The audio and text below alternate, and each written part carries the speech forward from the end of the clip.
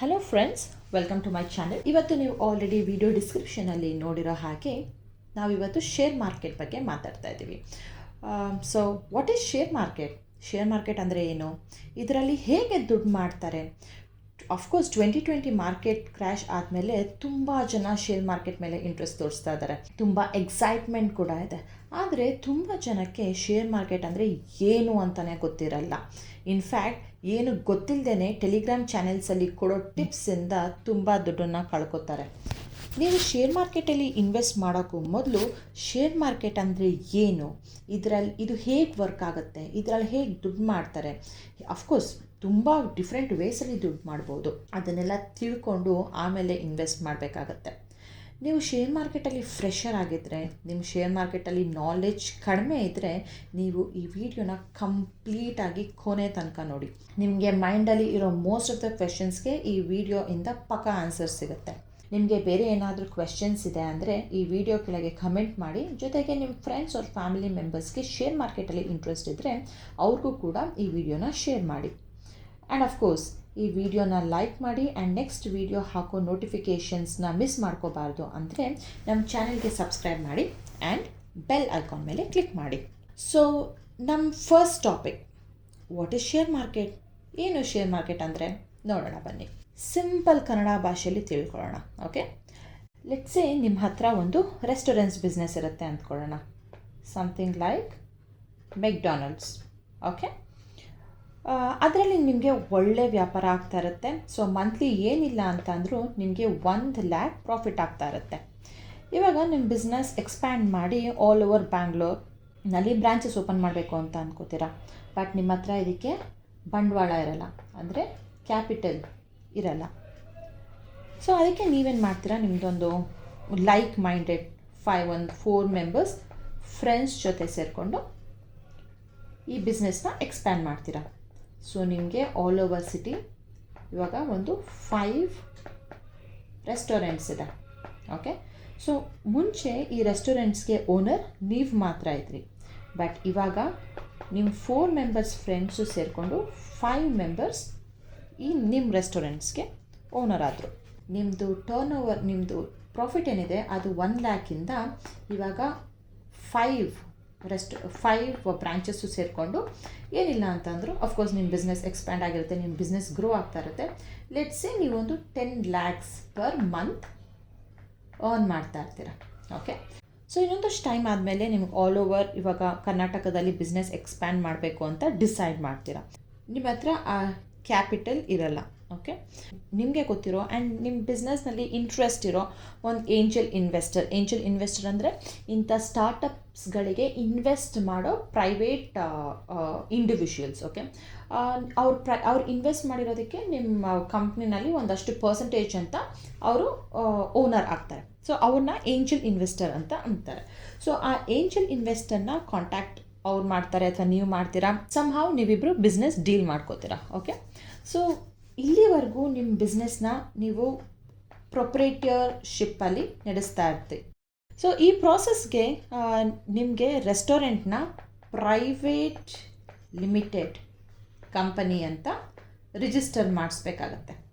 Okay, so ಇವಾಗ angel investor ನಿಮ್ಮ ಬಿಸ್ನೆಸ್ಗೆ 1 crore rupees 1 ಕೋಟಿ ಇನ್ವೆಸ್ಟ್ ಮಾಡೋದಕ್ಕೆ ಡಿಸೈಡ್ ಮಾಡ್ತಾರೆ. ಆ 1 ಕೋಟಿಗೆ ಅವರು 10% ಓನರ್ಶಿಪ್, ನಿಮ್ಮ ಕಂಪನಿಯಿಂದ 10% ಓನರ್ಶಿಪ್ನ ತಗೊಳ್ತಾರೆ. ಓಕೆ, ಸೊ ಇಲ್ಲಿ ನಿಮ್ಮ ಕಂಪನಿ ವ್ಯಾಲ್ಯೂಯೇಷನ್ ಏನಾಯಿತು, 10%ಗೆ ಅವರು 1 crore ಕೊಡೋದಕ್ಕೆ ರೆಡಿ ಇದ್ದಾರೆ. ಸೊ 100%ಗೆ ನಿಮ್ಮ ಕಂಪ್ನಿ ವ್ಯಾಲ್ಯೂ 10 crore ಆಯಿತು. ಸೊ ಇದು ನಿಮ್ಮ ಕಂಪ್ನಿ ವ್ಯಾಲ್ಯೂಯೇಷನ್. ಸೊ ನಿಮ್ಮ ಬಿಸ್ನೆಸ್ ತುಂಬ ಚೆನ್ನಾಗಿ ನಡೀತಾ ಇರುತ್ತೆ ಒಂದಷ್ಟು ವರ್ಷ. ನೀವು ಡಿಸೈಡ್ ಮಾಡ್ತೀರಾ, ಓಕೆ ನಾವಿನ್ನು ಆಲ್ ಓವರ್ ಇಂಡಿಯಾ ಅಥವಾ ಮಲ್ಟಿಪಲ್ ಸ್ಟೇಟ್ಸಲ್ಲಿ ನಾವು ನಮ್ಮ ಬಿಸ್ನೆಸ್ನ ಎಕ್ಸ್ಪ್ಯಾಂಡ್ ಮಾಡಿದ್ರೆ ನಾವು ಇನ್ನೂ ಚೆನ್ನಾಗಿ ಗ್ರೋ ಆಗ್ಬೋದು ಅಂತ ಅಂದ್ಬಿಟ್ಟು. ಬಟ್ ಅದಕ್ಕೆ ಬೇಕಾಗಿರೋ ಇನ್ವೆಸ್ಟ್ಮೆಂಟ್ ಅಫ್ಕೋರ್ಸ್ ನಿಮ್ಮ ಹತ್ರ ಇರಲ್ಲ. ಅದಕ್ಕೆ ಕೋಟಿಗಟ್ಟಲೆ ಹಣ ಬೇಕಾಗುತ್ತೆ. ಸೊ ನೀವು, ನಿಮ್ಮ ಫ್ರೆಂಡ್ಸು ಮತ್ತು ನಿಮ್ಮ ದೊಡ್ಡ ಇನ್ವೆಸ್ಟರ್ ಏನಿದ್ದಾರೆ ಅವರೆಲ್ಲ ಡಿಸೈಡ್ ಮಾಡಿಕೊಂಡು ನಿಮ್ಮ ರೆಸ್ಟೋರೆಂಟ್ ಎಕ್ಸ್ಪ್ಯಾನ್ಷನ್ಗೋಸ್ಕರ ಪಬ್ಲಿಕ್ಕಿಂದ ದುಡ್ಡು ರೇಸ್ ಮಾಡ್ಕೊಳ್ಳೋದಕ್ಕೆ ಡಿಸೈಡ್ ಮಾಡ್ತೀರಾ. ಅಫ್ಕೋರ್ಸ್ ಯಾರೋ ಅವ್ರ ದುಡ್ಡನ್ನ ಸುಮ್ಮನೆ ನಿಮಗೆ ಕೊಡೋಲ್ಲ ಅಲ್ವಾ. ಸೊ ನೀವೇನು ಮಾಡ್ತೀರಾ, ನಿಮ್ಮ ಕಂಪನಿ ಶೇರ್ಸ್ನ ಬಿಸ್ನೆಸ್ಗೆ ಫಂಡ್ ಮಾಡೋರಿಗೆ ಕೊಡ್ತೀರಾ. ಬಟ್ ಇದನ್ನು ಮಾಡೋಕ್ಕೆ ಮುಂಚೆ ನಿಮ್ಮ ಕಂಪನಿನ ಪ್ರೈವೇಟ್ ಲಿಮಿಟೆಡ್ ಇಂದ ಪಬ್ಲಿಕ್ಗೆ ಲಿಸ್ಟ್ ಮಾಡಬೇಕಾಗತ್ತೆ. ಓಕೆ, ಸೊ ಯಾರಾದರೂ ಪಬ್ಲಿಕ್ ನಿಮ್ಮ ಕಂಪನಿಗೆ ಬಂದುಬಿಟ್ಟು ಇನ್ವೆಸ್ಟ್ ಮಾಡ್ತೀನಿ ಅಂತ ಅಂದರೆ ಅದು ನಿಮ್ಮ ಪ್ರೈವೇಟ್ ಲಿಮಿಟೆಡ್ ಕಂಪನಿನಲ್ಲಿ ಆಗಲ್ಲ. ಅದನ್ನು ಪಬ್ಲಿಕ್ಗೆ ಲಿಸ್ಟ್ ಮಾಡಬೇಕಾಗತ್ತೆ. ಪಬ್ಲಿಕ್ಗೆ ಲಿಸ್ಟ್ ಮಾಡಿದ್ರೆ ಪಬ್ಲಿಕ್ ನಿಮ್ಮ ಕಂಪನಿಗೆ, ಫಾರ್ ಎಕ್ಸಾಂಪಲ್ ಇವಾಗ ನಿಮ್ಮ ರೆಸ್ಟೋರೆಂಟ್ಗೆ ಇನ್ವೆಸ್ಟ್ ಮಾಡ್ಬೋದು. ಓಕೆ, ಸೊ ಫಸ್ಟ್ ಟೈಮ್ ನಿಮ್ಮ ಶೇರ್ಸ್ನ ಪಬ್ಲಿಕ್ಗೆ ಆಫರ್ ಮಾಡೋದಕ್ಕೆ IPO ಅಂದರೆ ಇನಿಷಿಯಲ್ ಪಬ್ಲಿಕ್ ಆಫರಿಂಗ್ ಅಂತ ಕರೀತಾರೆ. ನೀವು ಕೇಳಿರ್ಬೋದು Paytm IPO, right, Zomato IPO. ಇವರೆಲ್ಲ ಕಂಪನೀಸು ಪಬ್ಲಿಕ್ಗೆ ಲಿಸ್ಟ್ ಆದ್ರ ಮೇಲೆ ಫಸ್ಟ್ ಟೈಮ್ ಪಬ್ಲಿಕ್ಗೆ ಶೇರ್ಸ್ ಆಫರ್ ಮಾಡೋದಕ್ಕೆ IPO ಇನಿಷಿಯಲ್ ಪಬ್ಲಿಕ್ ಆಫರಿಂಗ್ ಅಂತ ಅಂತಾರೆ. ಈ ಆಫರಿಂಗ್ನ ಎಕ್ಸ್ಚೇಂಜ್ ಮೂಲಕ ಮಾಡ್ತಾರೆ. ಓಕೆ, ಸೊ NSE ಅಂದರೆ national stock exchange and BSE ಅಂದರೆ ಬಾಂಬೆ ಸ್ಟಾಕ್ ಎಕ್ಸ್ಚೇಂಜ್. ನೀವು ಕಂಪನಿನ NSEನಲ್ಲಿ ಬೇಕಿದ್ರೂ ಲಿಸ್ಟ್ ಮಾಡ್ಬೋದು, BSEಲಿ ಬೇಕಿದ್ರೂ ಲಿಸ್ಟ್ ಮಾಡ್ಬೋದು, ಅಥವಾ ಎರಡರಲ್ಲಿ ಕೂಡ ಲಿಸ್ಟ್ ಮಾಡ್ಬೋದು. ಎಕ್ಸ್ಚೇಂಜಲ್ಲಿ ಲಿಸ್ಟ್ ಆದಮೇಲೆ ಜನ ನಿಮ್ಮ ಕಂಪನಿ ಶೇರ್ಸ್ನ ಎಕ್ಸ್ಚೇಂಜಿಂದ ಟ್ರೇಡ್ ಮಾಡ್ಬೋದು, ಅಂದರೆ ಸೆಲ್ ಆರ್ ಬೈ ಏನು ಬೇಕಿದ್ರೂ ಮಾಡ್ಬೋದು. ಸೊ ಈ IPOನ ಪಬ್ಲಿಕ್ಗೆ ಆಫರ್ ಮಾಡಬೇಕಾದ್ರೆ 3 ಕ್ಯಾಟಗರೀಸಲ್ಲಿ ಡಿವೈಡ್ ಆಗುತ್ತೆ. ಸೊ ಫಸ್ಟ್ ಒನ್ ಬಂದು ರಿಟೇಲ್, ಬಿಲೋ 2 lakhs ಇನ್ವೆಸ್ಟ್ ಮಾಡೋನ ರಿಟೇಲ್ ಇನ್ವೆಸ್ಟರ್ಸ್ ಅಂತಾರೆ. ಹೈಯರ್ ನೆಟ್ ವರ್ತ್ ಇಂಡಿವಿಜುವಲ್ಸ್ ಅಂತ ಅಂದ್ಬಿಟ್ಟು ಅವ್ರು ಕೋಟಿಗಟ್ಟಲೆ ಇನ್ವೆಸ್ಟ್ ಮಾಡೋರು, ಲಕ್ಷಗಟ್ಟಲೆಯಿಂದ ಕೋಟಿಗಟ್ಟಲೆ ಇನ್ವೆಸ್ಟ್ ಮಾಡೋರು, ಆ ಥರ ಟ್ರೇಡಿಂಗ್ ಮಾಡೋರು, ಇನ್ವೆಸ್ಟ್ಮೆಂಟ್ ಮಾಡೋರು. ಹೈ ಇನ್ಸ್ಟಿಟ್ಯೂಷನ್ಸ್ ಅಂತ ಅಂದರೆ LIC, ಕೋಟ್ಯಾಕ್ ಇಂಥವ್ರು, ಇವರು ಹಂಡ್ರೆಡ್ಸ್ ಆಫ್ ಕ್ರೋರ್ಸ್, ನೂರಾರು ಕೋಟಿನ ಇನ್ವೆಸ್ಟ್ ಮಾಡ್ತಾರೆ ಶೇರ್ಸ್ ಮಾರ್ಕೆಟಲ್ಲಿ. ಸೊ IPOನಲ್ಲಿ ಈ 3 ಕ್ಯಾಟಗರೀಸಲ್ಲಿ ಶೇರ್ಸು ಡಿಸ್ಟ್ರಿಬ್ಯೂಟ್ ಆಗುತ್ತೆ. IPO ಕಂಪ್ಲೀಟ್ ಆದಮೇಲೆ ಯಾರು ಜಾಸ್ತಿ ಬಿಡ್ ಮಾಡಿದ್ದಾರೆ ಅವ್ರಿಗೆ ಈ ಶೇರ್ಸು ಅಲಾಟ್ ಆಗುತ್ತೆ. ಓಕೆ, ಸೊ ಎಕ್ಸಾಂಪಲ್ ಇವಾಗ ನೀವು ಅಫ್ಕೋರ್ಸ್ ನಿಮ್ಮ ಕಂಪನಿ ಬೆಳೀತಾ ಇರುತ್ತೆ, ಪ್ರಾಫಿಟ್ ಜಾಸ್ತಿ ಆಗ್ತಾ ಇರುತ್ತೆ.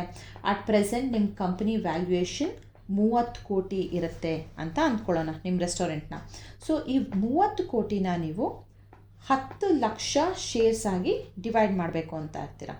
ಸೊ ಒಂದು ಶೇರ್ಗೆ 300 ರೂಪೀಸ್ ಬಿತ್ತು, ಆಯಿತಾ. ಇದರಲ್ಲಿ ನೀವು ಬರೀ 70% ಶೇರ್ಸ್ನ ಮಾತ್ರ ಪಬ್ಲಿಕ್ಗೆ ಆಫರ್ ಮಾಡಬೇಕು ಅಂತ ಇರ್ತೀರ. ಇನ್ನು 30% ನಿಮ್ಮ ಹತ್ರನೇ ಇರುತ್ತೆ, ಸೆಲ್ಫ್ ಅಂದರೆ ನಿಮ್ಮ ಹತ್ರನೇ ಇಟ್ಕೊಂಡಿರ್ತೀರ. ಸೊ ಈ 70% ಅಂದರೆ ಎಷ್ಟಾಯಿತು, 7 lakhs ಶೇರ್ಸ್ನ ನೀವು ಪಬ್ಲಿಕ್ಗೆ ಆಫರ್ ಮಾಡಬೇಕು ಅಂತ ಇರ್ತೀರ. ಓಕೆ, ಸೊ ನೀವು ಇಲ್ಲಿ IPOನಲ್ಲಿ ಬಿಟ್ಟಾಗ ಲೆಟ್ಸ್ ಸೇ ಕಿರಣ್ ಓಕೆ ಅಂತ ಒಬ್ಬ ರಿಟೇಲ್ ಇಂಡಿವಿಜುವಲ್ ನಿಮ್ಮ ಶೇರ್ಸ್ನ ಪರ್ಚೇಸ್ ಮಾಡ್ತಾನೆ. ಆ್ಯಂಡ್ 400 ಲಿಸ್ಟಿಂಗ್ ಆದಮೇಲೆ 400 ರೂಪೀಸ್ ಬಂದಿದ ತಕ್ಷಣ ಸೆಲ್ ಮಾಡಿಬಿಡ್ತಾರೆ. ನಿಮ್ಮ ರೆಸ್ಟೋರೆಂಟ್ ಅಫ್ಕೋರ್ಸ್ ಚೆನ್ನಾಗಿ ನಡೀತಾ ಇರೋದೆ, ಪ್ರಾಫಿಟ್ ಚೆನ್ನಾಗಿದೆ.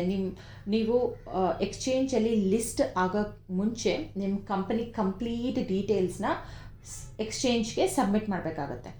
ಆ ಡೀಟೇಲ್ಸ್ನ ನೋಡಿಬಿಟ್ಟು ಹೈ ನೆಟ್ವರ್ಕ್ ಇಂಡಿವಿಜುವಲ್ಸ್ ಆಗಿರ್ಬೋದು, ಇನ್ಸ್ಟಿಟ್ಯೂಷನ್ಸ್ ಆಗಿರ್ಬೋದು, ಓಕೆ ಈ ಕಂಪನಿಗೆ ನಾನು ಇನ್ವೆಸ್ಟ್ ಮಾಡಿದ್ರೆ ಇನ್ ಫ್ಯೂಚರ್ ಲಾಂಗ್ ಟರ್ಮ್ ಇನ್ವೆಸ್ಟ್ಮೆಂಟಲ್ಲಿ ನನಗೊಂದು ಒಳ್ಳೆ ಪ್ರಾಫಿಟ್ ಬರುತ್ತೆ ಅಂತ ಅನಲೈಸ್ ಮಾಡ್ಕೊಂಡಿರೋರು ಆ್ಯಂಡ್ IPOನಲ್ಲಿ ನಿಮ್ಮ ಶೇರ್ಸ್ ಸಿಗದೆ ಇರೋರು ಲಿಸ್ಟಿಂಗ್ ಆಗೋದನ್ನು ವೆಯ್ಟ್ ಮಾಡ್ತಾ ಇರ್ತಾರೆ.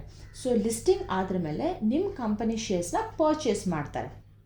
ಸೊ ಇಲ್ಲಿ ಏನಾಗ್ತಿದೆ ಗೊತ್ತಾಯ್ತಾ ನಿಮಗೆ, ಕಿರಣ್ ಅಂತವರು ತೊಗೊಂಡು ಮಾರ್ಕೆಟಿಗೆ ಬಂದಿದ ತಕ್ಷಣ ಸೆಲ್ ಮಾಡ್ತಾ ಇದ್ದಾರೆ, ಅಂದರೆ ಅವರು ಸಪ್ಲೈ ಕೊಡ್ತಾ ಇದ್ದಾರೆ ಮಾರ್ಕೆಟ್ಗೆ.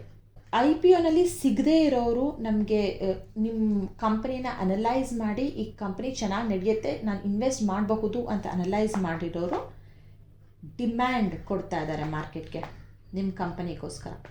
ಸೊ ಇಲ್ಲಿ ಸಪ್ಲೈ ಆ್ಯಂಡ್ ಡಿಮ್ಯಾಂಡ್ ಎರಡು ಕ್ರಿಯೇಟ್ ಆಗ್ತಾ ಇದೆ. ಇವಾಗ ಕಿರಣ್ 400 ರುಪೀಸ್ಗೆ ಸೇಲ್ ಮಾಡಬೇಕು ಅಂತ ಇರ್ತಾನೆ.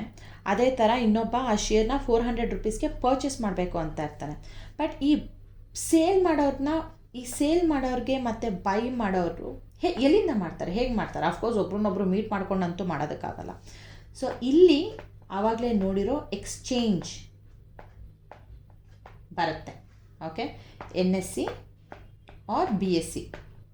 ಸೊ ಈ ಎಕ್ಸ್ಚೇಂಜ್ ಸೆಲ್ಲರ್ಸ್ ಮತ್ತು ಬೈಯರ್ಸ್ನ ಸೇರಿಸೋ ಕೆಲಸ ಮಾಡುತ್ತೆ. ಅಂದರೆ ಅವರಿಬ್ರಿಗೂ ಒಂದು ವೇದಿಕೆ ಸೃಷ್ಟಿ ಮಾಡಿಕೊಡುತ್ತೆ. ಓಕೆ, ಈ ಎಕ್ಸ್ಚೇಂಜಸ್ದು ವ್ಯವಹಾರ ಎಲ್ಲ ಕರೆಕ್ಟಾಗಿ ಇದೆಯಾ ಇಲ್ವಾ ಅಂತ ನೋಡ್ಕೊಳ್ಳೋ ಜವಾಬ್ದಾರಿ ಸೆಬಿ ವಹಿಸ್ಕೊಳ್ಳುತ್ತೆ. ಸೆಬಿ ಅಂದರೆ security and exchange board of India ಅಂತ ಅಂದ್ಬಿಟ್ಟು. ನಮ್ಮ ಬ್ಯಾಂಕ್ಸಿಗೆಲ್ಲ ಹೇಗೆ RBI ಇರುತ್ತೋ ಅದೇ ಥರ ಎಕ್ಸ್ಚೇಂಜಸ್ಗೆ ಸೆಬಿ ಇರುತ್ತೆ. ಸೆಬಿ ಹಾಕೋ ಬೌಂಡ್ರಿ ಮತ್ತು ಅದು ಕೊಡೋ ಸೂಚನೆ ಮೇರೆಗೆ ಎಕ್ಸ್ಚೇಂಜಸ್ಗಳು ಕೆಲಸ ಮಾಡುತ್ತೆ. ಒಂದು ಸಲ ಕಂಪನಿ ಲಿಸ್ಟ್ ಆದಮೇಲೆ ಪಬ್ಲಿಕ್ ಕೈಗೆ ಬಂದ ಮೇಲೆ ಏನಾಗುತ್ತೆ, ಅಫ್ಕೋರ್ಸ್ ಪ್ರೈಸ್ ಜಾಸ್ತಿ ಆಗುತ್ತೆ, ಇಲ್ಲ ಕಡಿಮೆ ಆಗುತ್ತೆ. ಬಟ್ ಹೇಗಾಗುತ್ತೆ ಕಡಿಮೆ ಅಥವಾ ಜಾಸ್ತಿ? ಅದಕ್ಕೆ 3 ಮೇಯ್ನ್ ಕಾರಣಗಳಿರುತ್ತೆ. ಒಂದು demand and supply. Okay, so demand ಜಾಸ್ತಿ ಇದ್ದರೆ ಪ್ರೈಸ್ ಜಾಸ್ತಿ ಆಗುತ್ತೆ, ಡಿಮ್ಯಾಂಡ್ ಕಡಿಮೆ ಇದ್ದರೆ ಪ್ರೈಸ್ ಕಡಿಮೆ ಆಗುತ್ತೆ. ಹಾಗೆ ಸಪ್ಲೈ ಜಾಸ್ತಿ ಇದ್ದು ಡಿಮ್ಯಾಂಡ್ ಕಡಿಮೆ ಇದ್ದರೆ ಪ್ರೈಸ್ ಜಾಸ್ತಿ ಆಗುತ್ತೆ, ಸಪ್ಲೈ ಕಡಿಮೆ ಇದ್ದು ಡಿಮ್ಯಾಂಡ್ ಜಾಸ್ತಿ ಇದ್ದರೆ ಪ್ರೈಸ್ ಜಾಸ್ತಿ ಆಗುತ್ತೆ. ಓಕೆ, ಸೆಕೆಂಡ್ ಒನ್, ಕಂಪನಿ ಹೇಗೆ ಪರ್ಫಾರ್ಮ್ ಮಾಡ್ತಾ ಇದೆ ಅದ್ರ ಮೇಲೆ ಕೂಡ ಡಿಪೆಂಡ್ ಆಗುತ್ತೆ. ನಿಮ್ಮ ಪ್ರಾಫಿಟ್ ಏನು, ಮಾರ್ಜಿನ್ ಏನು, ನೆಟ್ವರ್ತ್ ಏನು, ನಿಮ್ಮ ನೆಟ್ವರ್ತ್ ಜಾಸ್ತಿ ಆಗ್ತಾ ಇದೆಯಾ ಇಲ್ವಾ, ಡೆಟ್ ಅಂದರೆ ಸಾಲ, ನಿಮ್ಮ ಕಂಪ್ನಿ ಸಾಲ ಹೇಗಿದೆ, ಜಾಸ್ತಿ ಇದೆಯಾ ಕಡಿಮೆ ಇದೆಯಾ, ಅದ್ರ ಮೇಲೆ ಕೂಡ ಡಿಪೆಂಡ್ ಆಗುತ್ತೆ. ಸೊ ಇದನ್ನು ನಾವು ನಿಮ್ಮ ಕಂಪ್ನಿ ಪರ್ಫಾರ್ಮೆನ್ಸ್ ಏನಂತಾರೆ, ಇದಕ್ಕೆ ನಾವು ಫಂಡಮೆಂಟಲ್ ಅನಾಲಿಸಿಸ್ ಅಂತ ಕರಿತೀವಿ. ಈ ಫಂಡಮೆಂಟಲ್ ಅನಾಲಿಸಿಸ್ ಮೇಲೆ ನಾರ್ಮಲಿ ಕಂಪನಿ ಲಾಂಗ್ ರನ್ನಲ್ಲಿ ಕಂಪನಿ ಹೇಗೆ ಪರ್ಫಾರ್ಮ್ ಮಾಡುತ್ತೆ, ತೊಗೊಂಡ್ರೆ ಲಾಂಗ್ ಟೈಮ್ ಇನ್ವೆಸ್ಟ್ಮೆಂಟ್ ಮಾಡಿದ್ರೆ ನನಗೆ ಪ್ರಾಫಿಟ್ ಆಗುತ್ತಾ ಇಲ್ವಾ ಅನ್ನೋದನ್ನು ಅನಾಲಿಸಿಸ್ ಮಾಡ್ತಾರೆ. ಸೊ ಈ third point, news, very very important.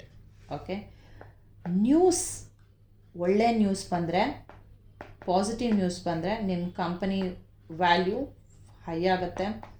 Negative news ಬಂದರೆ ಪಾತಾಳಕ್ಕೆ ಹೋಗುತ್ತೆ.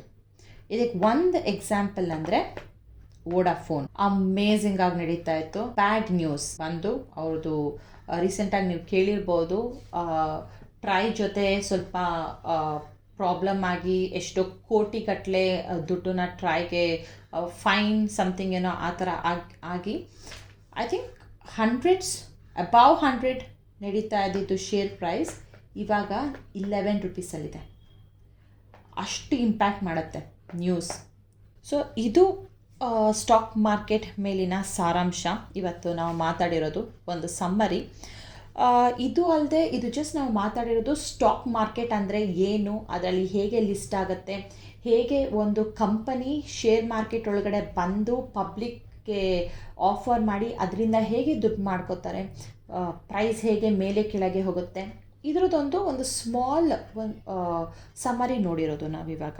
ಬಟ್ ಇನ್ನೂ ತುಂಬ ಇದೆ ಶೇರ್ ಮಾರ್ಕೆಟಲ್ಲಿ ಟ್ರೇಡ್ ಮಾಡೋದು ಹೇಗೆ, ತುಂಬ ಡಿಫ್ರೆಂಟ್ ಥರ ಟ್ರೇಡ್ ಮಾಡ್ಬೋದು. ಜಸ್ಟ್ ನೀವು ಶೇರ್ಸ್ ತೊಗೊಂಡು ಬೈ ಮಾಡಿ ಸೇಲ್ ಮಾಡೋದಲ್ಲ, ಫಸ್ಟ್ ಸೆಲ್ ಮಾಡಿ ಆಮೇಲೆ ಬೈ ಮಾಡ್ಬೋದು. ಎಸ್, ಕರೆಕ್ಟಾಗಿ ಹೇಳಿದ್ದೀನಿ. ಫಸ್ಟು ನೀವು ಸೆಲ್ ಮಾಡಿ ಆಮೇಲೆ ಬೈ ಮಾಡ್ಬೋದು. ಸೊ ತುಂಬ ಕಾನ್ಸೆಪ್ಟ್ಸ್ ಇದೆ ಇದರಲ್ಲಿ. ಜೊತೆಗೆ ನಮ್ಮ ಶೇರ್ ಮಾರ್ಕೆಟಲ್ಲಿ ಏನಿಲ್ಲ ಅಂದ್ರೂ 5000ಗೂ ಹೆಚ್ಚು ಸ್ಟಾಕ್ಸ್ ಇದೆ. ಹಾಗಾದರೆ ನಾವು ಮಾರ್ಕೆಟ್ ಮೇಲೆ ಹೋಗ್ತಿದ್ಯಾ ಕೆಳಗೆ ಹೋಗ್ತಿದ್ಯಾ ಅಂತ ನೋಡೋಕ್ಕೆ ಈ 5000 ಶೇರ್ಸ್ನೂ ಎಲ್ಲ ಚೆಕ್ ಮಾಡಬೇಕಾ? ಅಫ್ಕೋರ್ಸ್ ಇಲ್ಲ. ಸೊ ಅದಕ್ಕೆ ನಮ್ಮ ಹತ್ರ ಇಂಡೆಕ್ಸ್ ಅಂತ ಇದೆ. ಒಂದೊಂದು ಸೆಕ್ಟರ್ಗೂ ಒಂದೊಂದು ಇಂಡೆಕ್ಸ್ ಇದೆ. ಆ್ಯಂಡ್ ಈ ಇಂಡೆಕ್ಸ್ ಪರ್ಫಾರ್ಮೆನ್ಸ್ ಮೇಲೆ ಈ ಸೆಕ್ಟರ್ ಹೇಗೆ ನಡೀತಾ ಇದೆ ಅಂತ ಅಂದ್ಬಿಟ್ಟು ತಿಳ್ಕೊಬೋದು ನಾವು. ಸೊ ಈ ಇಂಡೆಕ್ಸ್ ಅನ್ನೋದೇ ಇದೊಂದು ದೊಡ್ಡ ಟಾಪಿಕ್ಕು. ಇದ್ರ ಮೇಲೆ ನಾನು ವಿಡಿಯೋ ಮಾಡಬೇಕು ಅಂತ ಅಂದರೆ ಕಮೆಂಟ್ ಮಾಡಿ. ನಾನು ಯಾವುದೂ ಜಾಸ್ತಿ ಟೆಕ್ನಿಕಲಾಗಿ ಮಾತಾಡೋಕ್ಕೆ ಹೋಗಲ್ಲ. ಎಲ್ಲ ನಾವು ನಾರ್ಮಲಾಗಿ ಮಾತಾಡೋ ಅಂಥ ಭಾಷೆನಲ್ಲೇ ಒಂದು ಎಕ್ಸಾಂಪಲ್ ಕೊಟ್ಟು ತಿಳಿಸೋದಕ್ಕೆ ಟ್ರೈ ಮಾಡ್ತೀನಿ. ಯಾಕೆಂದರೆ ನಾನು ನಂದು share analysis or share market ಅನಾಲಿಸಿಸ್ನ ನಾನು ಸ್ಟಾರ್ಟ್ ಮಾಡಿದಾಗ ಆಲ್ಮೋಸ್ಟ್ 2 years ಬ್ಯಾಕ್ ನನಗೆ ಇಷ್ಟು ಇನ್ಫಾರ್ಮೇಷನ್ ತೊಗೊಳ್ಬೇಕು ಅಂತಲೇ ನನಗೆ ಏನಿಲ್ಲ ಅಂದರೂ ಒಂದು 20-30 ವೀಡಿಯೋಸ್ ಅಥವಾ ಆರ್ಟಿಕಲ್ಸ್ ಎಲ್ಲ ನೋಡಿ ನಾನು ತಿಳ್ಕೊಂಡಿರೋದು. ಆ್ಯಂಡ್ ಕನ್ನಡದಲ್ಲಂತೂ ಇಂಥ ಇನ್ಫಾರ್ಮೇಷನ್ಗಳು ಸಿಗೋದೇ ಇಲ್ಲ. ತುಂಬ ಅಂದರೆ ತುಂಬ ಕಡಿಮೆ. ಎಲ್ಲ ಡೆಫಿನೇಷನ್ಸ್ ಕೊಡ್ತಾರೆ. ಆ ಡೆಫಿನೇಷನ್ಸ್ನ ನೀವು ಯಾವ ವೆಬ್ಸೈಟಿಗೆ ಬೇಕಿದ್ರೂ ಹೋಗ್ಬಿಟ್ಟು ನೋಡ್ಬೋದು. ಆ ಡೆಫಿನೇಷನ್ ನಿಮ್ಗೆ ಸಿಗುತ್ತೆ. ಬಟ್ ಆ ಡೆಫಿನೇಷನಿಂದ ಏನೂ ತಲೆ ಕೂಡ ಅರ್ಥ ಆಗೋಲ್ಲ, ಸೀರಿಯಸ್ಸಾಗಿ ಹೇಳಬೇಕಂದ್ರೆ. ಸೊ ಇದು ಇವತ್ತಿನ ವಿಡಿಯೋ. ಹೇಗೆ ಅನ್ನಿಸ್ತು ಅಂತ ಅಂದ್ಬಿಟ್ಟು ಕಮೆಂಟ್ ಮಾಡಿ. ಆ್ಯಂಡ್ ಅಫ್ಕೋರ್ಸ್ ನಿಮ್ಗೇನಾದರೂ ಕ್ವೆಶ್ಚನ್ಸ್ ಇದ್ದರೆ ಅದನ್ನು ಕೂಡ ಕಮೆಂಟ್ ಮಾಡಿ. ನಾವು ಅದನ್ನು ಆನ್ಸರ್ ಮಾಡೋದಕ್ಕೆ ಟ್ರೈ ಮಾಡ್ತೀನಿ.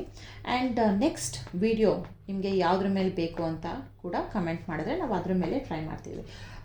ಇಂಡೆಕ್ಸ್ ಅಥವಾ ಟ್ರೇಡಿಂಗ್, ಟೈಪ್ಸ್ ಆಫ್ ಟ್ರೇಡಿಂಗ್, ಅಥವಾ ಇನ್ವೆಸ್ಟ್ಮೆಂಟ್, ಹೇಗೆ ಇನ್ವೆಸ್ಟ್ಮೆಂಟ್ ಮಾಡೋದು, ಯಾವ ಥರ ಇನ್ವೆಸ್ಟ್ಮೆಂಟ್ ಮಾಡ್ಬೋದು. ಲೆಟ್ ಮಿ ನೋ ನಿಮಗೆ ಯಾವುದು ಹೆಲ್ಪ್ಫುಲ್ ಆಗುತ್ತೆ ನೆಕ್ಸ್ಟ್ ವೀಡಿಯೋಗೆ ಅಂತ ಅಂದ್ಬಿಟ್ಟು. ಅಫ್ಕೋರ್ಸ್ ಈ ಚಾನಲ್ನ ಸಬ್ಸ್ಕ್ರೈಬ್ ಮಾಡಿ. ನೀವು ಸಬ್ಸ್ಕ್ರೈಬ್ ಮಾಡಿ ಅಥವಾ ಏನಾದರೂ ಒಂದು ಇಂಟ್ರ್ಯಾಕ್ಷನ್ ಮಾಡಿದ್ರೆ ನಮ್ಗೆ ಗೊತ್ತಾಗುತ್ತೆ ನಮ್ಮ ವೀಡಿಯೋ ಎಷ್ಟು ಜನಕ್ಕೆ ತಲುಪ್ತಾ ಇದೆ, ಯೂಸ್ಫುಲ್ ಆಗ್ತಾ ಇದೆಯೋ ಅಲ್ವೋ ಅಂತ ಅಂದ್ಬಿಟ್ಟು. ಆ ಇಂಟ್ರ್ಯಾಕ್ಷನ್ ಮೇಲೆ ನಾವು ನೆಕ್ಸ್ಟ್ ವೀಡಿಯೋ ತರೋದಕ್ಕೆ ಪ್ಲ್ಯಾನ್ ಮಾಡ್ಬೋದು. Okay, thank you so much. ಇಷ್ಟೊತ್ತು ನನ್ನ ಜೊತೆ ಇದ್ದು ವಿಡಿಯೋ ನೋಡಿ ಸಪೋರ್ಟ್ ಮಾಡಿರೋದಕ್ಕೆ.